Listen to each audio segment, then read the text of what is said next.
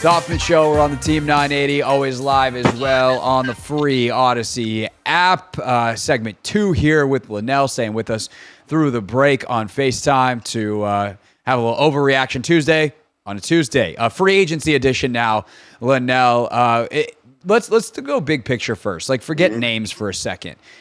Are you like, hey, let's definitely do this in free agency versus definitely do this in the draft? Is that how you're thinking of it from your seat at this point?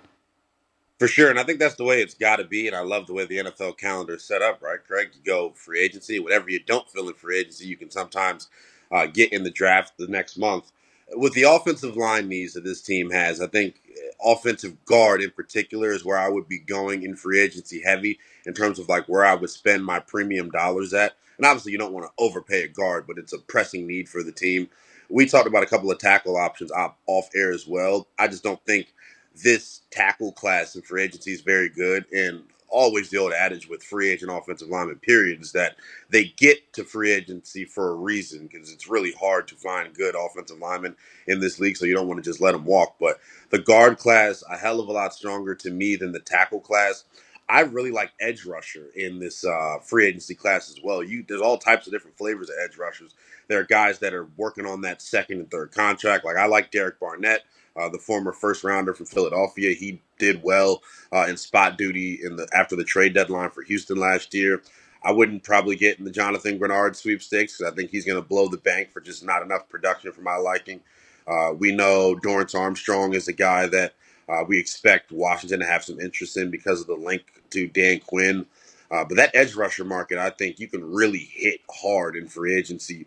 And I want to ask you this, Greg, like, how would you address edge in free agency? Because I have full confidence that DQ is going to get the most out of KJ Henry. I just think from a physical maturity standpoint, he was already ahead of where Andre Jones and some of the other guys coming back are.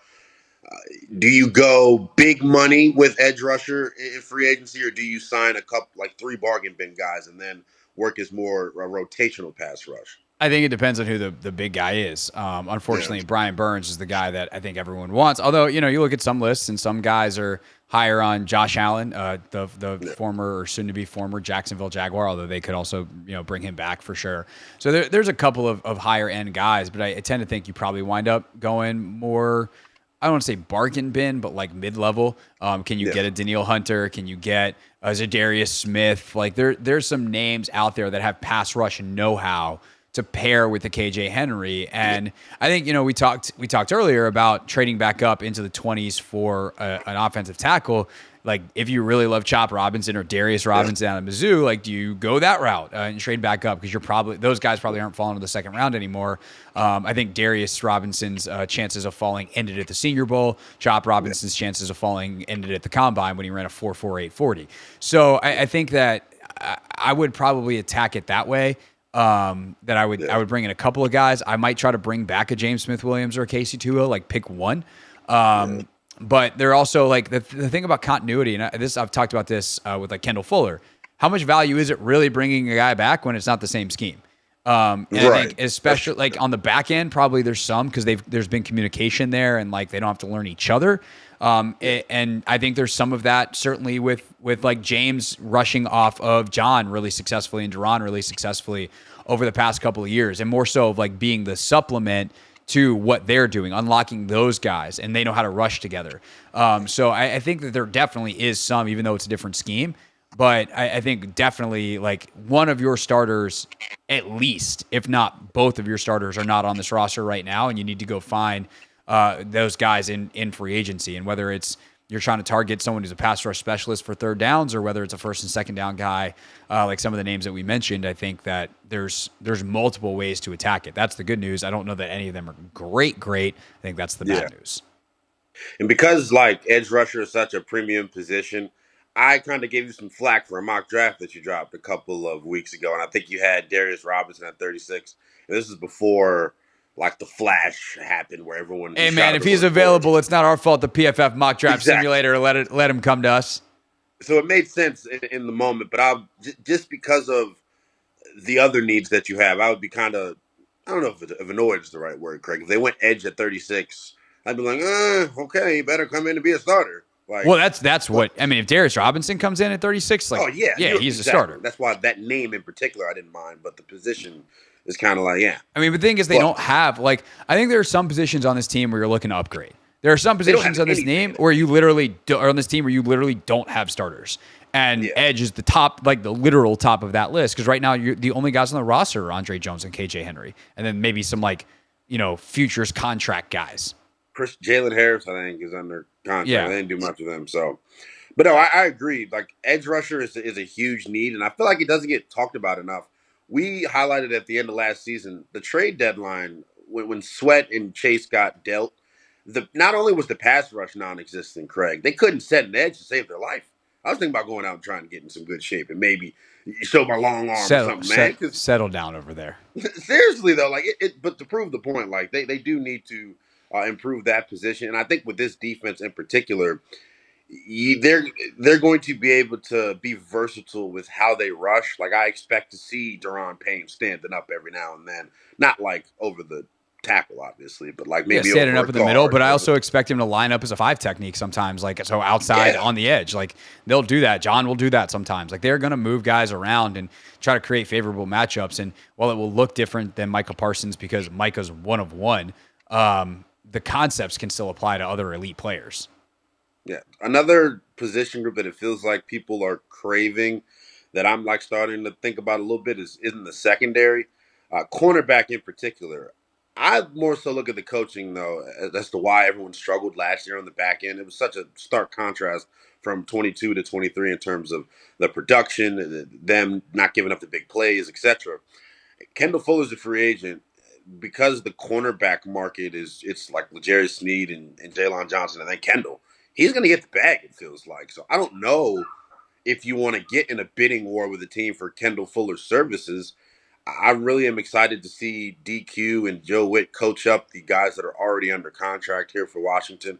I'm going to bring up a super alias name that kind of had a scare in that San Francisco game. I want to see Christian Holmes used on defense because I think he plays with the right junkyard dog mentality and may not be the best cover corner, but he's a guy that you need. But the point is really, I do think that is a position of need as well. But I don't think you need to attack it with big money in free agency or one of your top 3 or 4 draft picks. So I do think you need to bring in some bodies. Corner to me is one of the most fascinating positions on the roster for many of the reasons that you said. I'm going to expand on it even more. One, I 100% agree that coaching is the biggest issue at that position last year. I just refuse to think that all those guys stink. If everybody stinks at one position, it probably ain't the guys.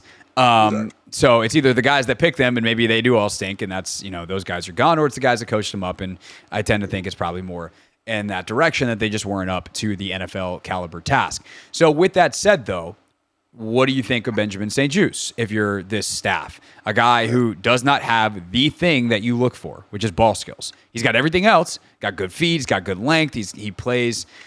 He could probably add a little bit of strength, but I think some of that is just technique and keeping his feet underneath him a little bit more, and being coached better. Kid, yeah, he's huge, but he's not thick. And so with these modern NFL receivers being behemoths out there, do you have the play strength? But some of play strength is technique.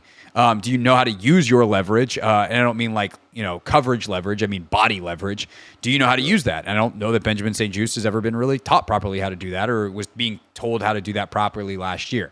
Obviously, Forbes has that one skill in spades, but what does his technique and consistency look like everywhere else? And then the other thing with BSJ is, this is the same question for Quan, right? Who's a nickel? Is BSJ a nickel or is he an outside? Is Quan a nickel or is he a safety? So how they think of these guys ultimately is going to have a massive impact on who they bring in, because if you think Quan's a nickel, then you need a safety and your likelihood to bring back Cam Curl goes up, or to spend somewhere else at safety and bring in a dude goes up. If Quan's a safety, or is going to play most of his time at safety, and BSJ is a nickel, then you need another outside corner. If BSJ is an outside corner, then you need a nickel. So both in free agency or the draft, I actually think who they bring in tells us a lot about how they plan, at least initially, to use these guys. But there also is the versatility to move them around within the season, but you got to have the pieces to move in the first place. And right now there's too many gaps because I don't know where some of these guys go, and I don't know how good they think some of them are. Because I could see them watching BSJ tape and being like, that dude's a backup for us. Yeah, I also just think him at nickel, I never liked the idea of it. I just don't think he has like the short area quickness to cover guys in the slot. But I think that the idea that slot receivers are 5'8" little dudes who chop it up, like that's not really what slot receivers are anymore. There are some of those, but you also have the Cordell Patterson types who are like, yeah, we're gonna go line up in the slot and we're gonna power slot you. And use the physicality over the middle of the field to like box guys out and be able to run after the catch. And so it's a different, like there's some different body types now that are playing that slot position. I think BSJ's feet are actually like insanely quick for his size. I've always actually kind of but like at a level that's legit for that position. Like I actually think he's played some of his better games in the slot, but he also has played some great football outside. It's just, I don't know what the ball skills thing freaks me out. Because it's the ball production is like defense wants. He has almost zero ball production. If Desmond Ridder hadn't thrown him a gift, he has 0 interceptions in college and the NFL. And for a coaching staff that values that, do they look at that and go, that dude can't play for us, or God, he's good at everything else. If we could just teach him some ball skills, this dude could be an all-pro. Because I could see it swinging that way too. If you're going to build a modern-day NFL corner in a lab, Benjamin St-Juste has all the measurables, the height, weight, speed that you want. Like you said, the ball production is scary, is the way that I would put it. Because there's no way you play as much as he does and doesn't have any interceptions to this point, outside of the pick he was able to get last year. But I'm just excited to see what the coaching staff is going to get out of these dudes. Because, like, I like Percy Butler, but I think Percy Butler needs to be coached up technique-wise. He's another guy that height, weight, speed, like, he's got it. Quan, I thought Quan is another guy that has that like junkyard dog mentality. Quan's a dude. Yeah, they're gonna coach him up, and I'm sure they were high on him coming out last year as well. The chess piece thing of this is interesting because like Dallas, one thing that they did here in their 3-year stretch with them is kind of convert some defensive backs to linebacker and like play them in the box. Who are going to be the candidates for that? I feel like we automatically look at Quan and Cam. Or do they go sign Kyle Duggar? I was looking at it, right? Like, they came out in the same draft class. I didn't even really know that Kyle Duggar was that young. It feels like he's an older player, but he's another guy that's like a Swiss Army knife that can legit cover the slot, like playing nickel. He can legit fit the run. He can play deep half for you as well. I just don't know I don't like spending the bag at safety. I mean, they got to spend it somewhere, and they do. That's the thing when you got the most cap space in the league. The New England's trying to catch up. They got enough money to spend. Like at some point, just be like, okay. But I also know that they might do some bigger. That's the other thing is like, do they do some bigger 1-year deals, sign some vets to kind of be culture setters, but also keep the flexibility moving forward? Two quick things. This is like spitballing with you. Trading for some of these tagged veterans is an option too. T. Higgins is going to get dealt because they just simply can't pay him and Jamar Chase top of the market money. Do you give up a pick to go get T. Higgins because you can use him in your receiver? What's the pick? 36. I don't think they're going to be able to get a first for him unless it's like an end of the first round first. I don't like that for Washington. Like I think the value, if I'm another team, maybe.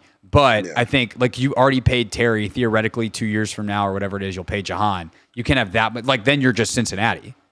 But then my thing is like between Terry and Jahan, like, and then you throw in T, who's the most legit number one? I would think T is a better receiver than both of those guys. So I think he and Terry are very close.